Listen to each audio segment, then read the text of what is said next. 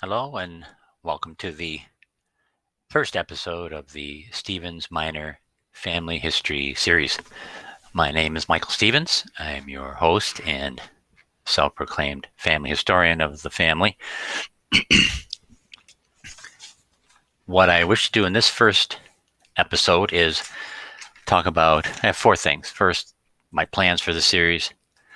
Second, what genealogy is. Thirdly, why it's important, or it's important to me, or I think it's important.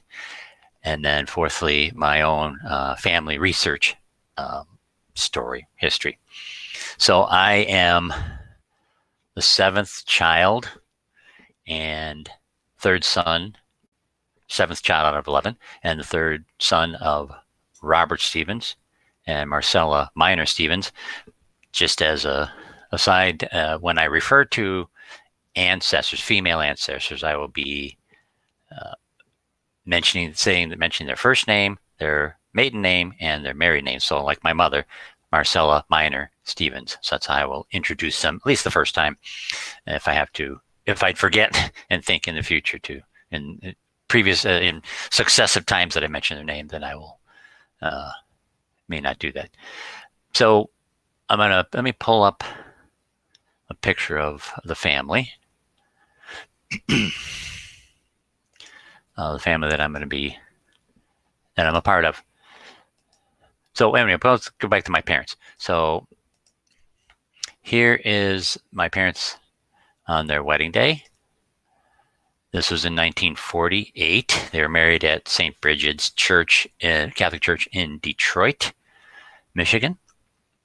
So that's them there. And then also I have a picture of them from their 50th wedding anniversary, which was in obviously 1998. Let me get to that. Let me get that picture. Go to window and click on that. Here they are in 1998 at their 50th wedding anniversary, which fortunately we were all able to share in. Although my brothers and sisters were kind of spread out throughout the country. So then I'll pull a picture of the entire family. Okay, there we all are. That's our parents and the 11 of us. This was taken in, as you can see, November 1971. I am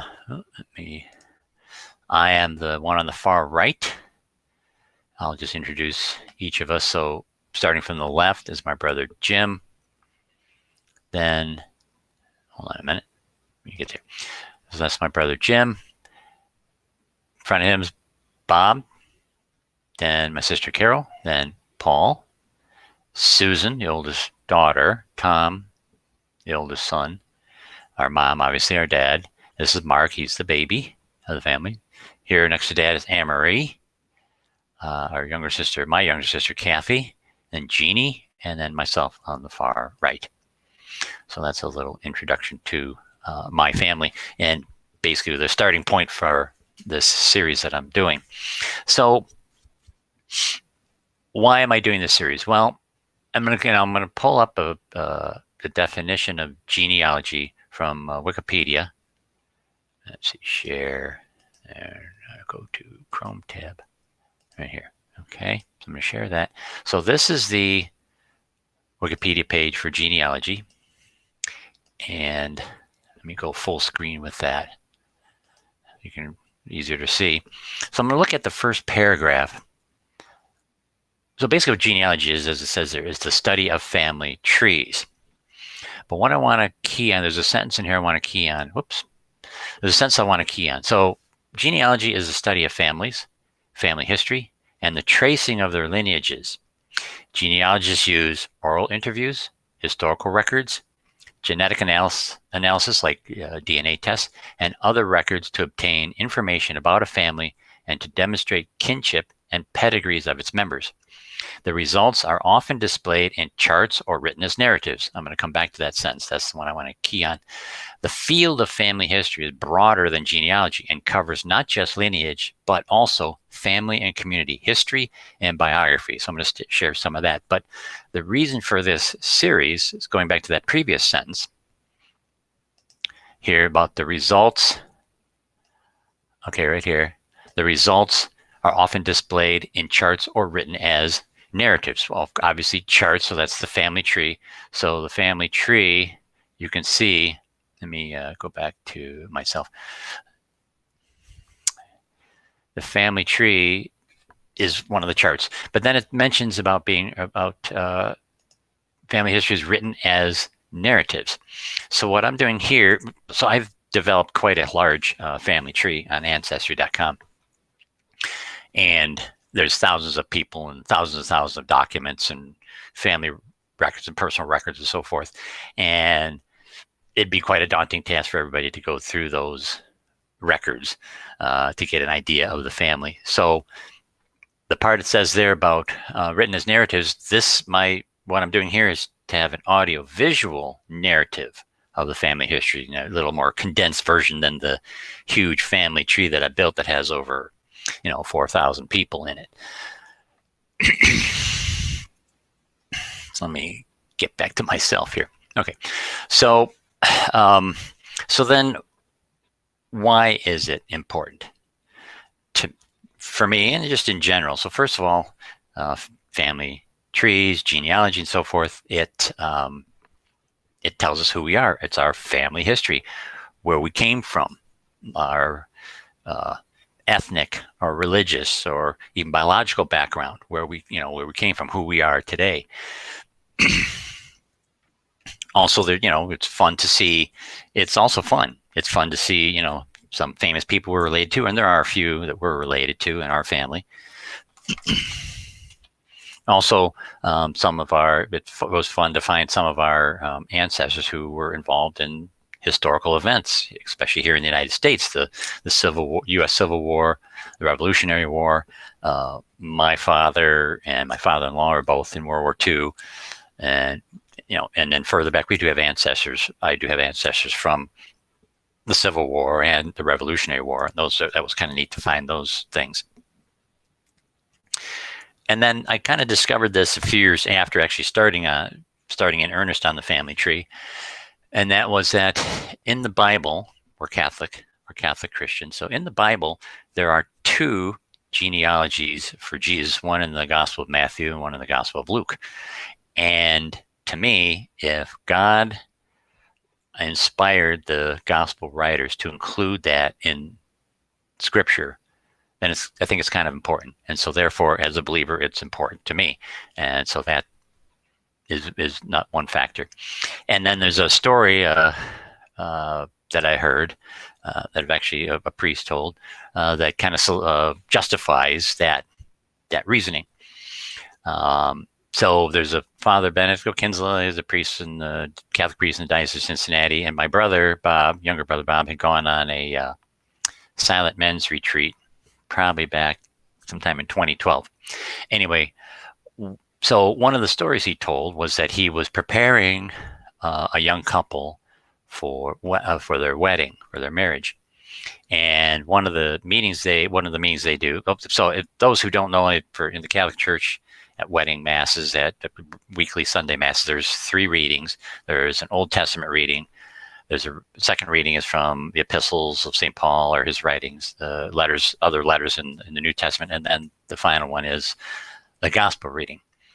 So when they got to the discussion of the gospel reading, the young lady, the bride-to-be, said she wanted to have the genealogy of Jesus from the Gospel of Matthew read at their wedding mass. And Father Benedict was somewhat incredulous at this. Like, there's a lot. It's a ton of names. Some of them are hard to pronounce. Some are long names, and so forth. And he was like, okay, so he took the Bible down, and kind of humorous. He was like telling the story. You want me to read this? And she's like, yes. And he's like, all these names, you want me to read this? And she was like, yes. And so he said, well, why this? Why do you want me to read this? And she goes, well, I don't know. I just like it. So he was like, so I have to read all these long names, this long list of names and hard to read names just because this young lady likes it, you know. Um, so when the day of the wedding comes, apparently he did read it, but as he's reading it, it struck him that this young lady was unknowingly brilliant because he's seeing in the congregation. So there's the young couple up here, and on there's his parents, aunts, uncles, grandparents, maybe a great grandparent, her family, same thing, grandparents, great grandparents, so forth. And it made sense to him that each of these generations passed down to the Catholic faith, to the next generation. So this young couple is here getting married because the previous generations passed on the faith to them. So that kind of solidified my justification, if you're justified my belief that it's kind of important if it was included in the Bible, and these kind of told a story that made it a little more clear as to the importance of it. So then now we get to my story, my genealogy research story. So unofficially, it started in 2003. So our dad died in January of 2003. So sometime after that, I told my mom, well, I'll take the family pictures, because I wanted to digitize them. I wanted to scan them so we had a digital version of them all rather than just the physical copies. So became the caretaker, the curator of the family pictures. Now, I will say a huge thank you to our mom for having written on probably 80 or 85, 90% of the pictures information about the picture, the date, where we were, what was the event we were at, who's in the picture. Sometimes she would write the Polaroid cameras had a big white border around them you could write comments on, and she would write sometimes some humorous comments on the front of the pictures. So thank you, Mom, for having done that. If you had not done that, because I wanted to put them in chronological order, I would have had no idea, for the most part, the order of the pictures in the family. And it turned out to be about 5,000 pictures that we had. And my mom binders, they were in chronological order. So then wanting to share those photos with my siblings and nieces or nephews, anybody else who might be interested, I decided I would make a DVD slideshow. So I created these DVD slideshows that for each calendar year, and then within each calendar year, I had like background music of the songs that were popular in that year. The DVD slideshow ended up being 9 hours long. Took up 3 DVDs, but to me it was worth it. It was pretty cool. My daughter loves watching the middle one when I was younger and stuff. She likes watching that one quite a bit. So that's kind of neat. So then I finished that. I want to say it took me about 3 years to scan all the pictures. My wife was getting a little kind of tired of the process, but because I'd be up late at night scanning pictures. But it took me about 3 years to scan them all, and then maybe 6 months, 8 months to kind of create the DVD slideshow and so forth. So I finished that sometime, I think I distributed to everybody like Christmas of 06 or 2006 or something like that. So then, we jumped to Mother's Day 2009, and my older brother Jim, he decided to, as a gift for our mom, he established an Ancestry account on Ancestry.com as a gift for her. And so, he sent us all an email to say, here's the password, here's the login and the password, go out to the website and see what you can find, and, start working on the family tree. So I tried it, and it was kind of difficult. I wasn't sure what I was looking for, wasn't sure how to do it, and I didn't do anything. Unfortunately, sadly, I could say I didn't work on anything, and nobody did. So then we jump to March of 2011, and our mother died. God rest her soul. And nobody worked on the family tree. So she didn't get to enjoy the gift of the family tree, and we couldn't share with her what we'd found. And, then both our parents are gone. And, as far as the family tree goes or family history, we had no one to ask, no one to talk to about the family and its history and some stories of her childhood or her parents or grandparents, what she remembered and stuff. So that's my big regret to this day, that we didn't pursue looking at the family tree before both our parents, before they were gone. Our dad actually was not big. He was not big on talking about the family anyway. It seemed when someone in his family passed away, he never talked about them after they were gone. So I don't know what kind of information we'd have been able to get out of our dad, but I think, like for example, our grandpa, I think Amory, my sister Amory, asked Dad, what do we remember about your dad? What was he like? And our dad said, I don't remember. So that was his recollection of his dad. But I'll get him more into his family in a future episode. So, but now, so after our mom's gone, I go back into the family tree, go back to Ancestry.com and log in, and I really took to it in earnest. It became easier. It was actually it was enjoyable. Like, this is really cool what I'm finding and so forth, and did a lot of work to build the family tree.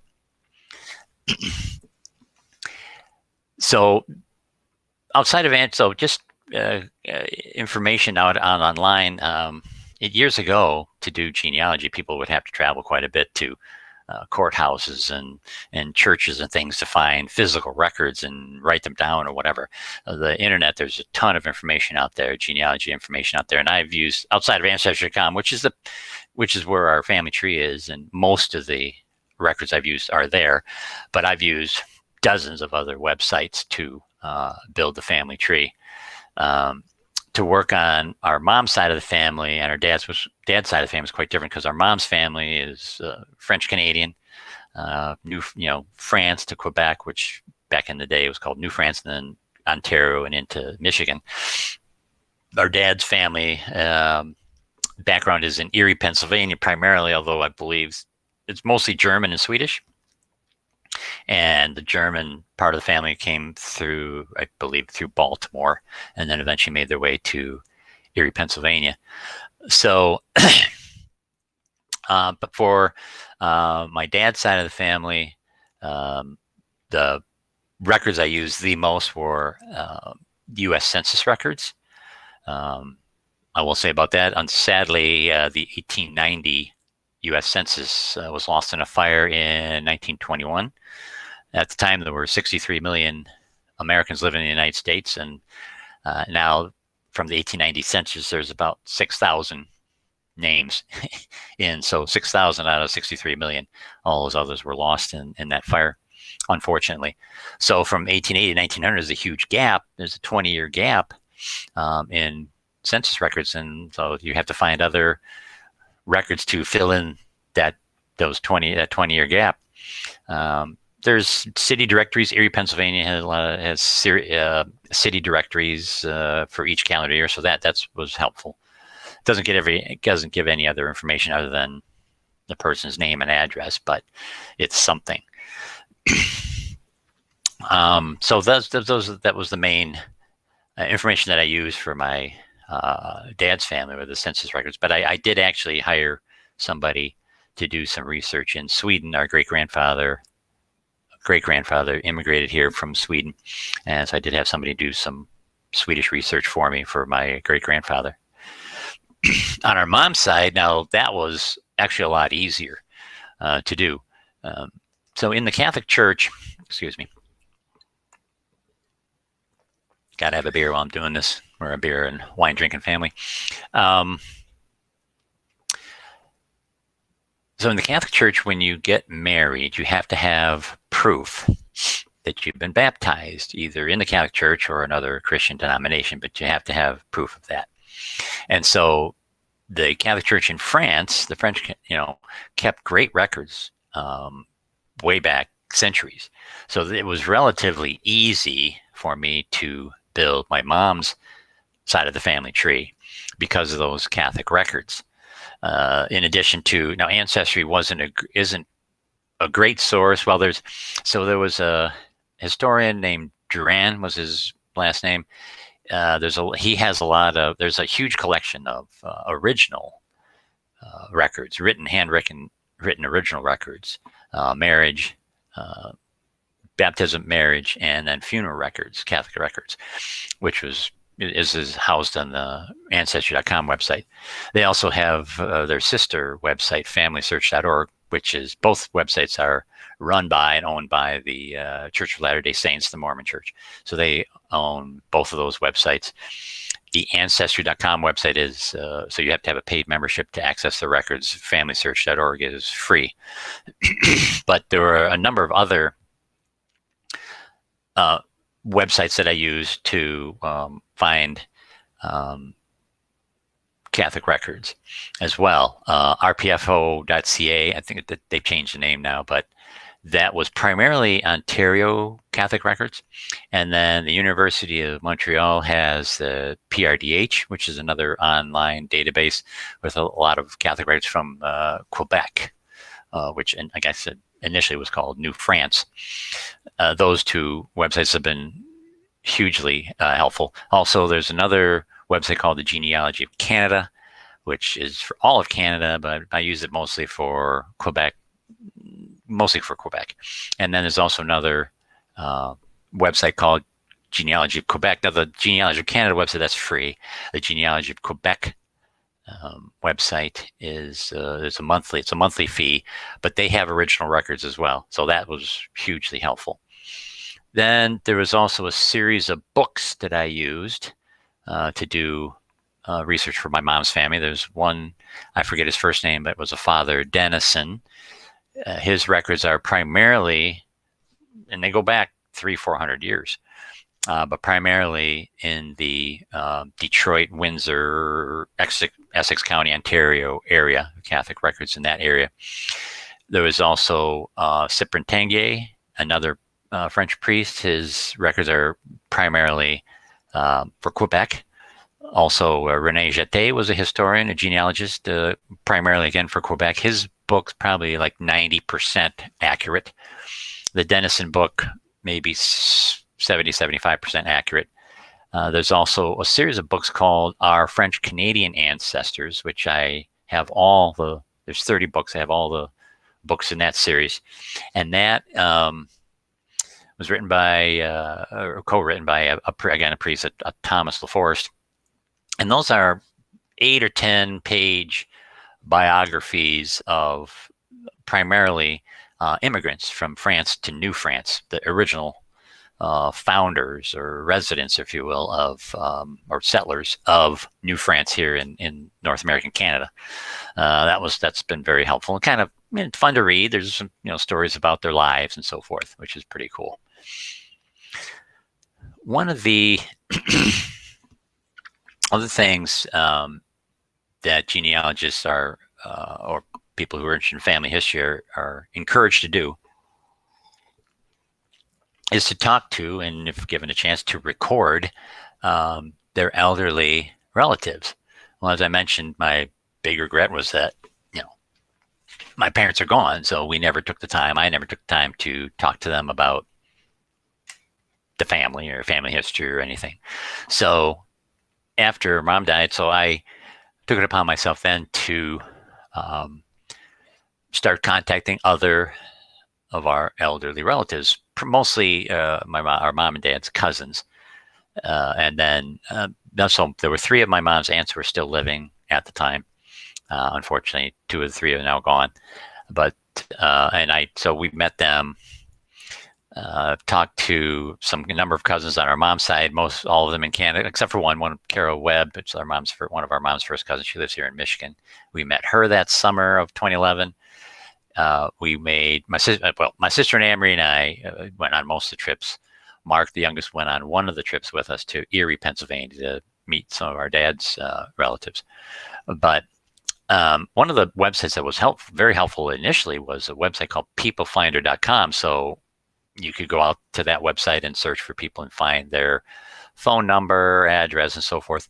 You can't do that anymore. That website doesn't allow that anymore because of the doxing and the privacy issues that have become very important of late. So we can't do that anymore. But anyway, it was still very beneficial for me to do that. I made a lot of phone calls, called people that or cousins or relatives of my parents, and able to talk to them and introduce myself, and then make plans to go visit them and talk to them and share. One of the great things that things I've most enjoyed is people sharing photographs of uh, older generations, previous generations. So I mentioned Carol Webb, um, our mom's first cousin. Now her mother is Leona. That's our mom's Aunt Leona, our grandma's sister. She had a ton of photographs of their family and some of our grandparents and like our great grandparents. So that was really awesome to see. Um, and then some of the relatives in Erie shared some great photos for with us of our dad's side of the family. Let me just quickly go back, and so I mentioned our parents. So I'll just kind of go. So some of the names in the family, the surnames. So my dad's obviously was Stevens. Interesting thing about that. Well, I'll talk about their last name in a future episode. But so Stevens, and then my uh, grandma, my dad's mother, her maiden name was Schriefer, Anna Schriefer, and then our grandfather was Charles Stevens, or Charles Stephen. On our mom's side was obviously Miner. I mentioned our mom's maiden name was Miner, so our grandfather was Miner. Our grandmother was Reum. So we had our grandpa Ed Miner and our grandma Marie Reum Miner. Her parents, so I just go one generation further back, because I knew my great grandmother, Mimi. Her name was Adeline Chevalier. She's our grandmother's mother. Our grandmother's father was Joseph Reum. And then our grandfather, on our mom's side, his father was George Miner. Actually, he was born in Canada as Menard was his birth name, but Americanized to Miner. And then our great grandmother was Josephine DeRozier. Her DeRozier was her maiden name. On our dad's side, then we had our great grandfather, our grandfather Charles Stephen. His father was Herman. He immigrated here from Sweden, 1880. And then our great grandmother, our grandfather's mother, was Ada Haskins. Haskins was her maiden name. And then our grandma Schriefer, her father was George. And then her mother was Catherine Leis, which is German, spelled Leiss. So that's just, one of the call again. I found his number on peoplefinder.com, and it was Bill Schriefer. He was our dad's first cousin. He was actually one of the groomsmen at our parents' wedding, which we didn't know that until that time. Prior to that, we didn't actually. There was one person in the lineup of the groomsmen that we didn't know, and it turns out it was our dad's cousin, Bill Schriefer. And I remember when I called him the first time, I mentioned, introduced myself, mentioned, what I was looking, wanted to talk to him and share stories or whatever. And he's like, "Oh yeah, your mother, Frenchie, she was so cute." He referred to her as Frenchie because she was French. And that was kind of cute that he said that. He remembered that. And that was why our first trip was down to visit Bill and his wife Rose. And they have 3 daughters and 3 sons. And I think the daughters were all there. Maybe one of their, and Bob, I think the oldest was there as well. But when we were there, Rose had pulled out and shared with us the photo I showed you earlier of all the whole family taken in 1971. She had a pocket size or wallet size copy of that picture that our mom had sent them in a Christmas card, obviously in 1971 or so. So that was kind of neat that she still had that. Our first trip to Canada, so we're going to Canada to visit let me go back, the Erie trip. So Amory, Mark, and I went on that trip, and we not only met Bill Schriefer, but we met 2 other of Dad's cousins, Carl Pfister and his sister Marge. We met her separately because just before we got there, sometime before we got there, Carl had broken his hip or something, and so he's in a rehab facility. But we were able to get a chance to talk with him. He could go outside with us, and it was a nice summer day, and so we chit-chatted with him. And then that evening, we went and visited his sister Marge and her husband Bob Knox. She didn't know we were coming. That was it was kind of a surprise to her because I had communicated with Bob that we were going to come down and visit and so forth. And she didn't know we were coming, so she was kind of put off by it initially. And we're like, well, we're going to just show up at their house and not bring anything with us. So on the way there, we bought a case of beer, which fortunately Bob was a beer drinker, so that worked out well. But as we got talking and I was sharing some information that I knew and so forth, she warmed up the situation. She was initially says like, so what do you want? What do you want to know? But she ended up being a very enjoyable evening. Talking about, she shared some stories with us and shared some pictures and so forth, and which I'll talk about more when I talk about my dad's family. So that was an enjoyable evening. So then, anyway, go back to our first trip to Canada. So for a while, I'm not sure the exact years when they bought it or when they got rid of it, but our our mom's parents owned a cottage in Emeryville, Ontario, which is just northeast of Windsor. And so we wanted to find, Emery and I planned to take a trip over there. We wanted to find the cottage. Also, our great-grandparents, so our grandmother's parents, owned a farm in Stony Point, Ontario, which is a little further east than Emeryville. And so we wanted to see if we could find that property and get pictures or whatever. So anyway, so we go over to where the cottage was, and I had talked to our Uncle Ralph, and he said, well, you drive out of the main street of Emeryville and you come to Lakeshore Drive or Lakeview Drive, something like that. It ends because the main street ends there. And then right there's like so where the cottages were, it was like a U-shaped, C-shaped row of cottages along the Lake St. Clair. And then there was a park and there was a beach inside the perimeter of the cottages. So you say, but where the main gate is to go into the park, their cottage was their 6th or 7th down. You said to the left. So we went there and counted the 6th or 7th cottage down, whatever. And there was an elderly lady there, and we got talking with her. And I guess her parents had owned a cottage there some years ago, and she didn't remember our grandparents, but she showed us around, walked us around. And she shared some stories with us, and I'd actually had a picture of my oldest brother Tom and older sister Susan on a beach there was a beach house in the back, and it was that beach in Emeryville at our grandparents' cottage. But that beach house is now gone, and they rebuilt it to a nicer beach house with a pavilion and so forth. So also around this time, I had been in email contact with, and I talked on the phone with another of our mom's cousins, Al Rayum, which was our grandmother's brother, Irby, his oldest son.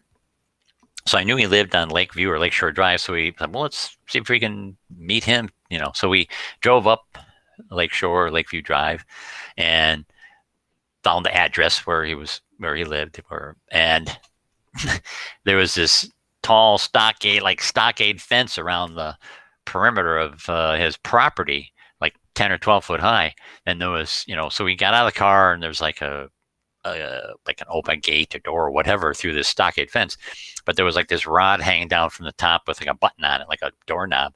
So we go over there, we push the button, and like this bell rings throughout the neighborhood, like everybody could hear it, which was kind of shocking.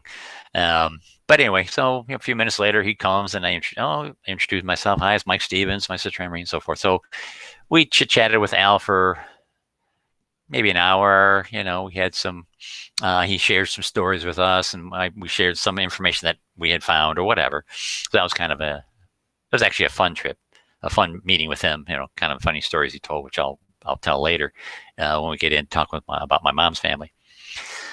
So then we're like, well, let's see if we can go try to find the farm.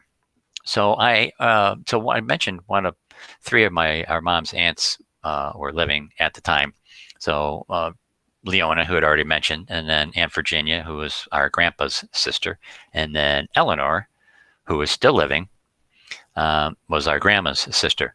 So I had I had written letters and had talked on the phone to Eleanor over the years.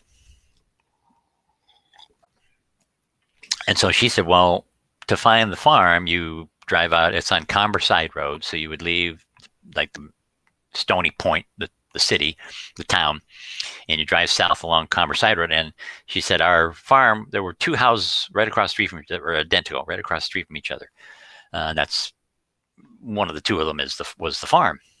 So we drove up and down Comberside Road and we didn't find two exact homes across the street from it. We did find one spot where there were homes across the street from each other. So we pulled into the property that Aunt Eleanor had said was the farm. And so there was the White House, and there were 3 or 4 barns, red barns on the property. So I thought, well, let's knock on the door and see if the owners don't mind if we just take a few pictures, explain, who we are and so forth. So we kind of rapped on the door, and nobody answered. So we took a few pictures of the barns. Apparently, one of them our great grandfather Joseph Ream had built. So we got some pictures. So we turn around to drive out the driveway, and I think, well, I see over the yellow house across the street. There was a couple out there, and so I thought, well, let's go talk to them and see, if they know anything about the properties or whatever. So we drive over there and we get out. We're walking up. They have a deck in their backyard, so we're walking up the deck, and the guy is like, "I don't know anything. I don't know anything. Not in a humorous way, not like, oh, get off my property. It's like, you're not welcome here. It was in a very humorous way.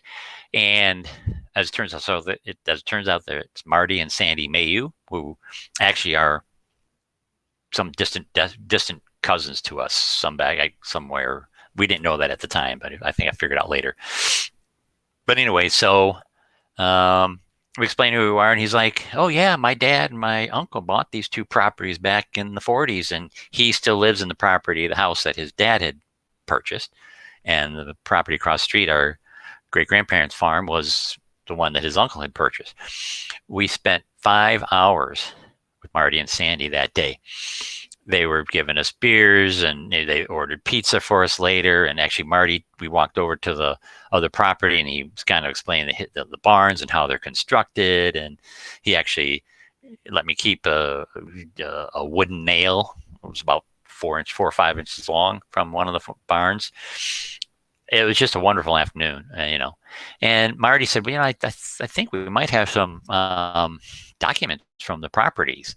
So, as we're chit-chatting, whatever, we're drinking our beer and having pizza, whatever, he kind of goes in the house and spends some time, 5 minutes or so in there. I can't find anything. So sometime later, as we're again having another beer or whatever, he goes in the house. He's gone for 10 or 15 minutes, and he comes out with these big stacks of paper in his arms, and he's like, "Here, grab one and see what you can find." So we did, and the first document I opened, sure enough, right on it said Joseph Ream. That's our great grandfather. It's like, bingo, it's a gold mine. That in Genealogies gold mine. And so it was like a title, history on the property, and maybe some information about the sale of it or the purchase of it. There was a lease agreement between an oil company and our great-grandparents for them to drill for oil on the property. Unfortunately, they didn't find any, but so we could have been in the money, but they didn't find any oil on the property, which is kind of interesting because sometime before that, well, historically before that, it happened before that, but I found the record later in the 1920 census record. Our grandfather, who, the opposite side of the family, worked as a salesman for Standard Oil Company in 1920. So it's kind of interesting. So anyway, like I said, we ended up spending 5 hours there. At the end of the day, we're getting ready to leave. He's like, here, go ahead, take these documents with you, run copies, whatever, just get them back to me or whatever. And we're like, these people don't know us from Adam, and they're letting us take all these documents for the on the property and stuff. It was awesome. They were just wonderful. They were wonderful people, and we chit chatted with them as if all day, as if we'd known each other all our lives, and rather than just being strangers, first time we ever met them. So that was wonderful. Let's see. I'm looking at my notes here. I want to make sure I cover everything. So okay, so. Some of the people we met on our trips, and that I went on some of the trips by myself. But some of the people we met on our dad's side, we met Bill Schriefer, as I mentioned, his dad's first cousin. He's gone now. He died actually about a year after we met him. Carl Pfister, also gone. Marge, his Carl's sister, that's both, again, my dad's first cousins. They're both gone. We also had met Gary Bolt, who's on our, now the Bill, Carl, and Marge are on the Schriefer side of the family. We met Gary Bolt, which is a second cousin to us. So it's our dad's first cousin's son. That's on our grandpa's side of the family, the Stephen side of the family. Amory and I went down there, I forget when, 12, 13, 2013, 14, something like that. And he drove us around town, showed us, where they owned the Bolt family owned a factory, a manufacturing plant, showed us that, showed us where his grandmother lived, which his grandmother was our grandfather's sister. So that was an enjoyable afternoon. On our mom's side, so as I mentioned, we met Al Rayo, which is again a first cousin. Dennis Dufresne, so our mom's Aunt Cecile. Yes, our mom's Aunt Cecile. That's her son, Dennis. We also met we spent an afternoon with our mom's Aunt Virginia, which is our grandfather's sister. And then she passed away the next year in 2012. Teresa Blaine, that was a fun trip. She told a funny story about, so Teresa Blaine, her godparents are our grandparents. So Ed and Marie, her grandparents, were her godparents, and she said, yeah, they would send me a card with money or send me a gift or something every year on my birthday. So they were, her godparents. And her grandma, who was quite the cook, would share a lot of recipes with Teresa, and she told us about some of the recipes. I have a funny story about one of the recipes that she had. I'll share that in another video. And then we also met on our grandpa's side. Well, our mom's Aunt Virginia, her son Gerald, her oldest son. We also went and visited him and his wife Rose, and shared some stories. Shared pictures. Always loved seeing pictures. Met up again with them and the rest. So our Aunt Virginia had 6 children. We met all of them the next year when Virginia died. Amory and I went over to the funeral home and met some of the other siblings we had not met. When we met that we hadn't met before. We met Gerald, but that was all. So that's a little bit of kind of an introduction of the series. My story. One of the has been interesting. That's kind of, like I said, the oldest generation, a person that I knew was we called her Mimi. That's French for grandma. But that's what our mom called her, and that's what we called her. But she was our great grandmother. But so we knew her, and it was always interesting to me as I've done this family tree, is to find out information about the people that I knew in older generations, people that that I did not know. Like my grandparents obviously knew their parents, so they're my great grandparents. So it's like, okay, so I knew you and you knew these people, so what do I want to know about them? And when I find information about those people, it's just kind of fun. So it became, the ancestry, the family tree became probably my favorite hobby. I spend a lot of time with it. Some people call it obsession, but I just think it's quite fascinating and a lot of fun and just enjoyable to find, people that their bloodline comes down to me. And again, some of the historical events they were involved in, which I'll get into in future episodes. But I thank you for joining me for this first episode. I hope you enjoyed it. I hope it was enlightening for you, and I look forward to filling you in more on my family and future past generations beyond that. So thank you, and God bless.